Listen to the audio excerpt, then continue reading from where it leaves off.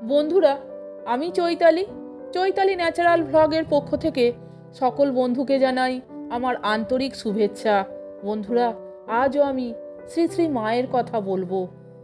বন্ধুরা, ভিডিওটা আপনারা সম্পূর্ণ দেখুন এবং শুনুন। আশা করি শ্রী শ্রী মায়ের সম্পর্কে অনেক কিছু কথা আপনারা জানতে পারবেন। তাহলে শুনুন। উদ্বোধনের সন্ন্যাসী ব্রহ্মচারীগণ বিভিন্ন প্রকৃতির, কিন্তু সকলেই মায়ের সন্তান, মায়ের স্নেহের সমান অধিকারী। তাদের সকলেরই খাওয়া পড়া সুখ সুবিধার জন্য মা বিশেষভাবে ভাবতেন। এই প্রসঙ্গে একটি ঘটনার কথা বলছি, শুনুন। সেটি হচ্ছে, উদ্বোধনের ডাক্তার মহারাজ স্বামী পূর্ণানন্দজি রাত্রে কোনো কোনো দিন ঠিক সময়ে খেতে আসতে পারতেন না এবং সেজন্য গঞ্জনাও ভোগ করতেন। একদিন খুব বেশি দেরি হওয়াতে গঞ্জনা খুব বেশি হলো দেখে মা তাকে আড়ালে ডেকে সস্নেহে এর কারণ জিজ্ঞাসা করলেন।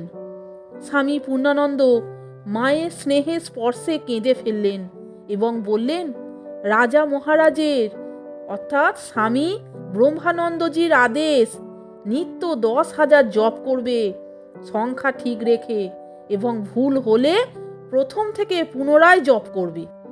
সংখ্যা ভুল হলে জপের ফল রাক্ষসে খেয়ে ফেলে।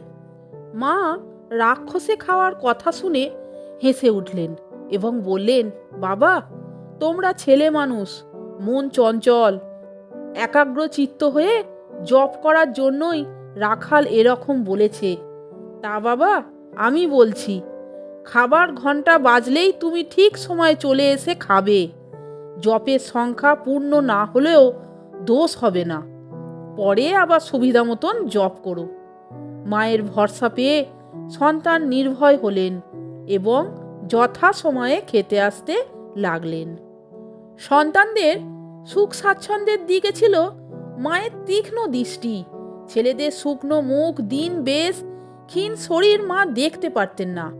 তাই উদ্বোধনে ছিল সকলের জন্য প্রতিদিন মাছের ব্যবস্থা, কারণ বাঙালি ছেলেদের মাছ না হলে পেট ভরে না। আহারের পরে সকলেই পান খাবে, তাই মা নিজেই পান সেজে রাখতেন। আবার যারা পান বেশি ভালোবাসত তারা বেশি পেত। ছেলেরা মুখ ভরে পান চিবোচ্ছে দেখলে মা ভারী খুশি। ছেলেদের সাদা থান ধুতি পরা মায়ের মোটেই পছন্দ ছিল না।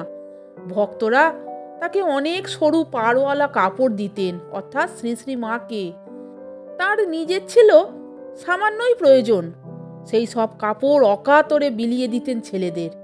ছেলেদের মধ্যে কেউ কেউ শৌখিন মা জানতেন। মা তাকে মিহি সুন্দর পার কাপড় দিতেন। যে মোটা ভালোবাসে তাকে তাই দিতেন। কারোর কারোর কাপড় তাড়াতাড়ি ছিঁড়ে যায়, মা তাকে বেশি কাপড় দিতেন।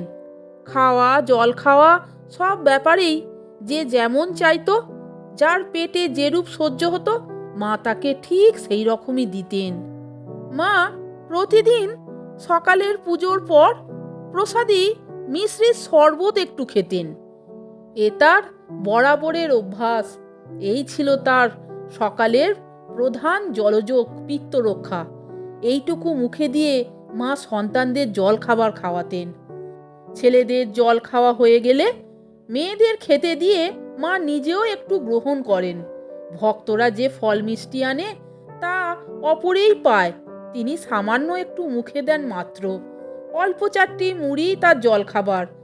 জয়রামবাটিতে মায়ের বাড়ির খাওয়া সাধারণ মধ্যবিত্ত পরিবারের মতন। সকালে মুড়ি, দুপুরে সিদ্ধ মাঝারি চালের ভাত, কলাইয়ের ডাল, পোস্ত, একটা ঝাল তরকারি, একটু টক, কখনো শাক, ডালনা, ভাজা। অন্য কিছুও থাকে অনেক সময়, মাছ একটু প্রায় থাকে। যতদিন শরীর সুস্থ ছিল মা নিজেই রান্না করে পরিবেশন করতেন, পরে আর পারতেন না। কিন্তু প্রথম থেকে শেষ পর্যন্ত খাওয়ার সামনে বসে থেকে দেখতেন আসন পাতা, জল সব যেন ঠিক মতন হয়, পরিষ্কার পরিচ্ছন্ন।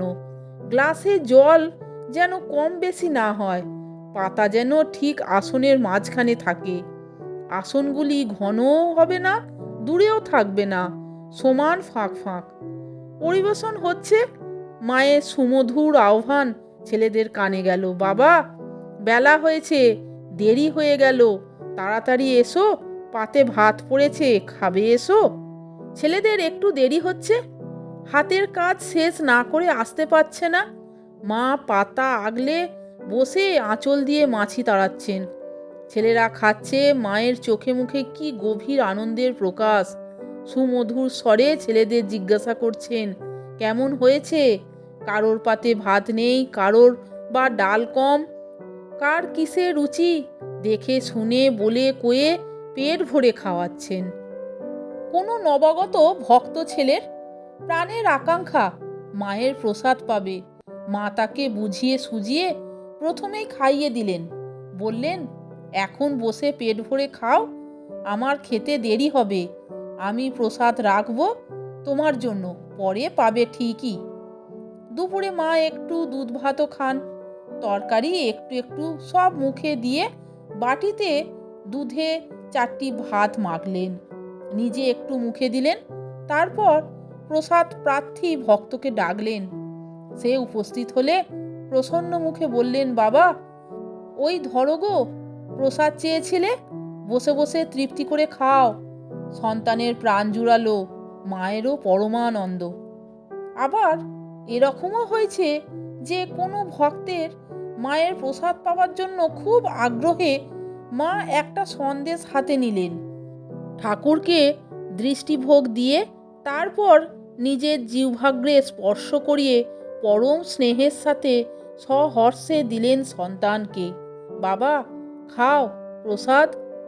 রাতে মায়ের বাড়িতে অর্থাৎ জয়রামবাটিতে খাওয়া রুটি, তরকারি, গুড়, একটু দুধ। রুটি খুব চমৎকার হয়, মা নিজে হাতে আটা মাখেন, অনেকক্ষণ সময় নিয়ে টিপে টিপে অতি মোলায়েম করে। সন্ধ্যার পর ঠাকুরকে ভোগ দিয়ে সেই খাবার ভালোভাবে ঢাকা দিয়ে কাছে নিয়ে বসে থাকেন যাতে ঠান্ডা না হয়ে যায়।